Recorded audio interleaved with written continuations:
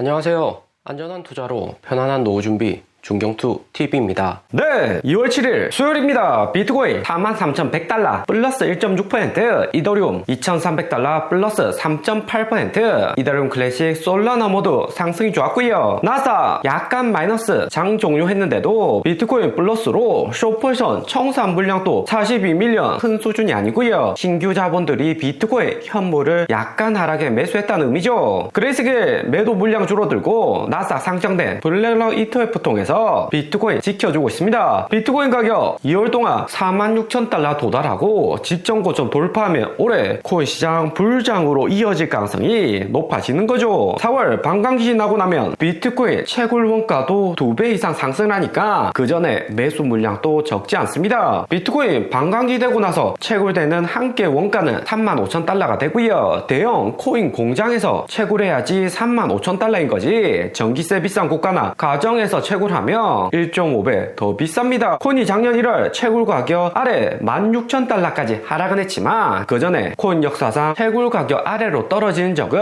많이는 없었고요. 미국 증시는 약간 하락을 했는데 연준위원들 몇 명 나와서 금리 관련 부정적인 발언을 했습니다. 금리를 조기에 빨리 인하하는 것은 실수다. 금리 인하 더욱 늦춰야 된다고 파르장하고 같은 방향성을 보였고요. 특히나 이분 클리블랜드 메스터 총재는 올해 말이나 금리 인하 가능할 것이다고 충격 발언했습니다. 연준 의장 작년 12월 크리스마스 전에는 립 서비스로 내년 금리 인하 빠르게 한다고 증시를 끌어올렸지만 다시 올해 연초되니까 인플레이션율 재상승할까봐 매파로 전향을 했고요. 계속해서 메스터 총재 발언도 보고 있지만 이분의 영향력은 크지 않습니다. 무엇보다 파월 의장이 다른 연준위원들 통해서 금리 인하 타이밍이 늦추면서 시장 어떻게 반응 나오는지 체크 중이다 생각이 되고요. 연준 하반기나 되어서 금리 인하에도 여전히 시장 긍정적이고 경제 잘 돌아간다면 정말로 금리 인하 더욱 늦출 수가 있는 거죠. 인플레이션율 확실히 잡기 위해서는 최대한 금리를 늦게 인하를 해야 됩니다. 이렇게 되면 한국 포함 신흥국들은 올해 4월만 지나더라도 힘들 수가 있고요. 페더치 금리 인하 예상치는 5월도 금리 동결할 것이다 61% 확률로 올라왔습니다. 이번 연준위원들 발언으로 5월도 금리 동결 가능성이 다시 상승을 한 거죠. 연준의 금리 인하 최대한 늦추는 것을 목표로 하지만 이번 연준위원들 발언에서는 한번 경기가 부정적으로 시그널이 확인되면 50bp씩 크게 인하하겠다고 발언을 했습니다. 연준이 금리 인하 타이밍이 늦출수록 코인 시장에게는 긍정적이고요. 2019년 8월 인하할 때만 하더라도 금리 인하한다 재반등했고 그제서야 비트코인도 하락을 시작했습니다. 올해 4월에는 반감기까지 있기 때문에 5월이 아니라 6월 하반기로 금리 인하 타이밍 늦출수록 비트코인 직전 고점 재돌파 시도는 또 나올 수가 있고요. 그리고 코인 호재 뉴스가 났습니다. 비트와이즈 최고 재무책임자 매트 호근이 제네시스 파산으로 14억 달러 1조 8천억 상당의 비트코인 매도가 일어날 것이다. 추가로 12억 달러 물량 더 나온다고 이야기를 했고요. 시장이 단기에 소화하기에는 많은 물량이다. 부정적인 관점을 내비쳤습니다. 하지만 언뜻 보기에 이 뉴스가 왜 호재냐 할 수가 있는데 이미 다 알고 있는 악재는 악재가 아니고요. 2011년 7월 비트코인 28,000달러 폭락올 때도 그레이스케일 비트코인 1만 개 락업 해제된다고 선물시장 숏포지션 물량이 많았었고요. 그때도 그레이스케일 락업 해제 공포감에 개인들 비트코인 내다 팔면서 서서히 하락은 했지만 결국에 숏포지션 대량 청산되고 상승을 했습니다. 제네시스 파산이 2022년처럼 하락장이 나온 것도 아니고 1조 8천억 물량은 블랙락 ETF로 들어오는 하루의 코인 매수 자금과 비슷한 수준이고요. 수영장에 약간 구멍 생기더라도 나스닥이 수도관 열어서 새롭게 진입시킬 자금이 더 많다 보시면 됩니다. 2월 7일 비트코인 ETF 상장 이후 18일 거래일이 지났는데 블랙락 폼 9개 운용사 통해서 신규 자금은 꾸준히 들어오고 있고요. 그레이스케일 매도한 물량 제외하고는 17일 동안 1640밀리언, 18빌리언, 워낙 17조 넘는 자금이 ETF로 들어왔습니다. 그레이스케일이 매도만 했다면 총 물량은 7700밀리언으로 워낙 80조 가까운 자금이 한 달 만에 코인으로 들어온 거고요.